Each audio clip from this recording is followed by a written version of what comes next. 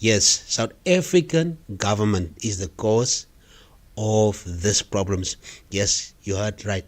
Don't go away. Be right back.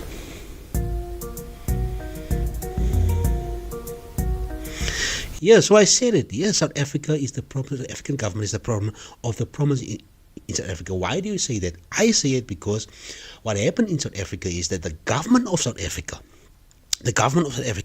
made this thing started in 2002, 2003, 2004, where they tried to get votes, and I can prove it because there's a lot of history behind it, where they didn't worry about the law that we have now. That law was there.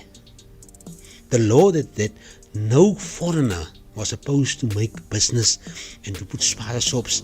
That law was always there, and the government didn't implement it.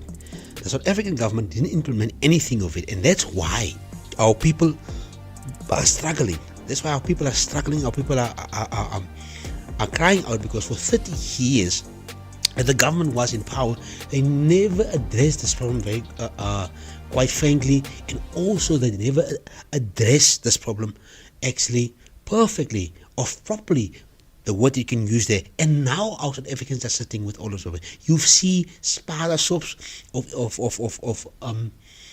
of these illegally foreigners. Now they are breaking two laws of South Africa.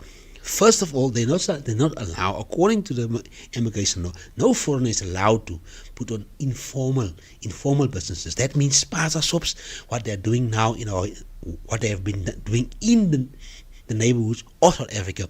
They putting on Spaza shops. You have the people creating their own supply chain. I'm going to come there. And also they are making money out of the South African economy without no tax. Now I'm going to explain to you, and as I will talk to you, I will show you videos also on how terrible and in what problems South Africa is sitting when it comes to illegal foreigners. And these foreigners will not go away.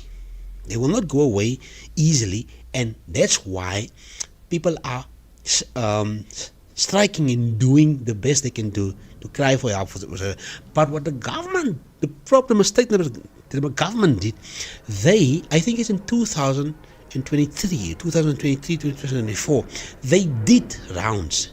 Now everything didn't start in 2026. It started in 2024, 2023. I saw it. I've been following the news, and I saw how they came to Bellville and how they started in KZN. They go to shop to check. Listen here, to check if the people comply to the law by registering their business. Now, no. You see here, those people were not even supposed to have businesses, but in that time they complied with the people and saying, "Hey, you must come." You guys remember? You remember when Cyril said they must come, and when we found out that 90% of the Spaza shops doesn't even have any registration to the government, and then the government give them was now I think it's 2 or 3, 4 days to come and register their business. Now this is the same issue that we have, and that's why I'm saying it's the government problem. So the people tolerate the government for so far. So somehow they have waited, but even at that time, the government was wrong, because they were not even supposed to give the foreigners an option by registering their businesses. They were not supposed to even trade and do Spaza shops, because how come the law is changing now, and now the foreigners must leave, but the foreigners were supposed to leave way back when they started it. So clearly you see who is the culprit that allowed this mess to be so severe in South Africa as we speak. And they have now been so reluctant. They've started with a lot of drugs. Yes, there's a lot of cases where they've started with drugs, giving children drugs, old expiring food. There was an incident, I think it's last year, or the year before, where kids were died of one Spaza shop, 2 Spaza shops, where kids died of food, of sweets. I think it was sweets that one of the Spaza shops gave to them, and they died. The children died. And all of these cases is a build up and till today in 2026. And now you come and tell me it was not the government's problem, it was the government's problem from the first time. From the very second this whole mess is created by them, this whole mess, they didn't, firstly, the borders. They didn't secure the borders well. That is a fact. We can say it. We have a lot of news. You can go and read newspapers. You can go and do your research. They have done a lot. They have messed up a lot in this case, in this scenario, because they haven't protected the borders like they were supposed to do. The people that was doing the work, they didn't do it properly. The people still came in, jumped over fences that was not well protected and well guarded. But the people got money. They got paid for it. And over the years they have left it. It became a norm for someone that comes from Zimbabwe, someone that comes from Mozambique, someone that comes from Malawi, even someone that comes from Bangladesh, Pakistan also. And you have all these foreign countries that comes and run away from their countries because their countries have a lot of social problems. And now you sit with people that are social. On a social form, they are already disrupted, their lives already. So they come and search for a better life. They don't come search for investment. Now, this is another thing I want to say. Now, the law also states that whoever comes to do business in South Africa, there's a foreigner, it's supposed to invest 5 million rand. 5 million rand into the economy. And then, by law, they can run businesses and they must employ South Africans only. That is the part of the 5 million. And many of the Spaza shops have mafias. What do you call a mafia? You call somebody that has a supply chain. And another thing that the government allowed, and it's fact. You can go and read and see in the reasons. The government allowed these guys to make food. They didn't tell the government, but these guys got so reluctant. They have their own supply chain in a foreign country. They send their ingredients, and then they employ more illegal foreigners in places like shops, in abandoned warehouses where they produced. And you can go and see. If you don't want to believe me, go search the internet. You will see the police have found many of these guys creating their own food, creating their own manufacturing food. They even went so far. There was cases, and you guys remember, there was cases where they will cheat with always period packages. The packaging was also fraud. They would put chips in of Samba, of Lays, but it's not a Lays, the original Lays. And they would do all of these things over these years, and we haven't forgotten about that. And now you sit here with a government that says, okay, the citizens now, we've heard your cry, but they have made the mess. The government has made the mess.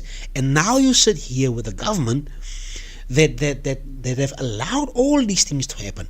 And now that where the people are at the point of breaking now they take action. So who is the blame here? The government of South Africa is the blame here. The ANC government is the problem here, and they don't want to accept that. And there's nothing about anything about lies. It's the truth. You can go and search on this internet here, and on this platform wherever you find, you can go and search the history of this illegal immigration making business in South Africa. So they have seen the lawlessness in the country. There was no the laws was not really produced and to protect the citizen and it took now for the 30th of June and for March to come and to stop and destroy this thing and this pandemic I'm talking about. So this is now a pandemic, and that's why the people are not going to be silent, because it's a very deep thing, and I believe, and mark my words, I tell you today that South Africa will not stop until all of the foreigners are stopping doing business. Now. For years they've come away with this stuff, and now all of a sudden they see, yo, wow. And here's the thing that is very funny. They create all of this supply chain. They make their own chips, own food.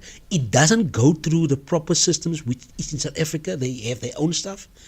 There's no health inspecting on if the food are approved to manufacture, because they create their own stuff, because they have their own people. They bring more people. This is what they do. They bring the guy in the Spaza shop, and then the guy that's working in the manufacturer that they hire in the manufacturer, and this guy are making the stuff, and they go and fetch, and then you get the drivers and all that. So it's like a supply chain that they've created their own supply chain in South Africa, with their own branding, with their own stuff. And then another shocking thing, the money that they create goes back to them. It doesn't go into our economy. It goes into their bags, and they send the money to their families, because their families are in trouble. They leave their wives and children there to get a better life. So they don't come here to invest. They come here to look for something that they want better. That is why they are here. And none of them, the Spaza shops, have their own shops. It's people that give them shops. Manufacturers, suppliers that give them shops and say, I'm going to give you a shop there, you're going to go there. And it's been happening for years, and it's been in Bellville, it's been all over in KZN, all of these dark spots. And that's why you see the people are angry, and they get angry because the people are not supposed even to make business anymore. And that's the problem that this government has created. And now the government do not want to stand for what they've done. They've done the country wrong. They have destroyed almost the future of the children, and the people are fighting. So if you want to wonder why up and down you shake xenophobia, if you want to blame somebody, you don't come and blame. Don't blame the South Africans. They are fighting to uphold the law that the government have broke, and they even protect their own people. So the blame game is on them. That's why I created this special broadcast of why I say who's the problem, and they have created this pandemic. This is a pandemic, guys. You can see every day our young girls married. I saw a guy that is married 32. He said he was 32. He married a young South African teenager. He married her just to get citizenship in South Africa. That's unlawful. All of you know it's unlawful. But then you come and say, oh, South Africa is xenophobic. So it's because of the government. By that time, 2-4 years ago, the government, for a 5